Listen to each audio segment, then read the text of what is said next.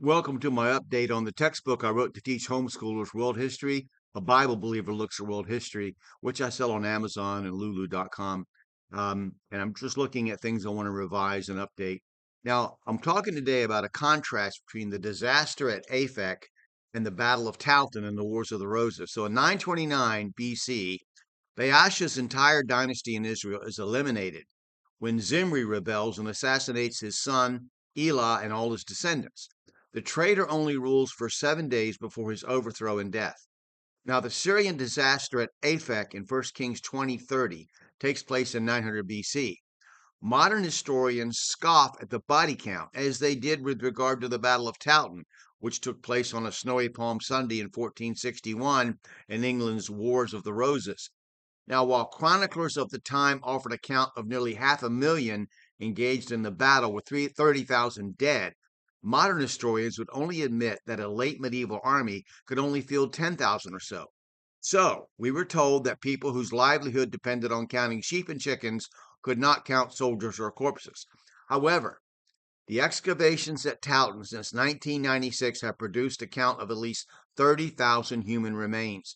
So don't dismiss the Aphek account too easily in the Bible. When you start looking at large numbers and you go, that couldn't have happened. Yes, it could have.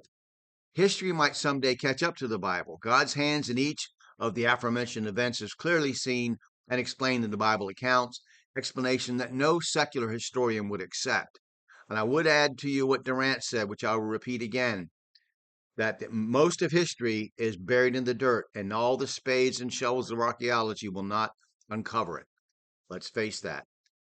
Now, dynasties ruined. I want to make a brief comment about this. In 884 BC, by Usher's account, the dynasty of Ahab is eliminated by Jehu when he killed Jehoram, the rest of Ahab's family, and all the priests of Baal.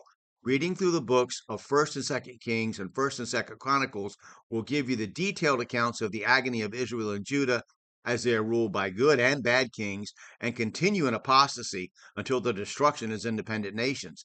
When we come to the time of approximately 808 BC, we find two of the most prosperous kings ruling in both kingdoms, Uzziah ruling in Judah and Jeroboam II ruling in Israel.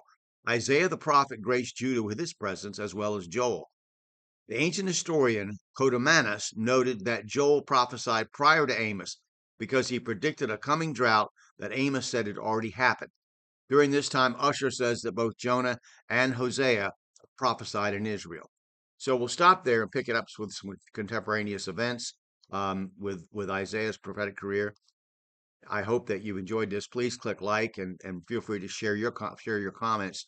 If you disagree with me or if I made an error or fact, state it, show me the citation so I can learn from you, okay? I don't have a problem with disagreement. I just need to learn from it. Thank you.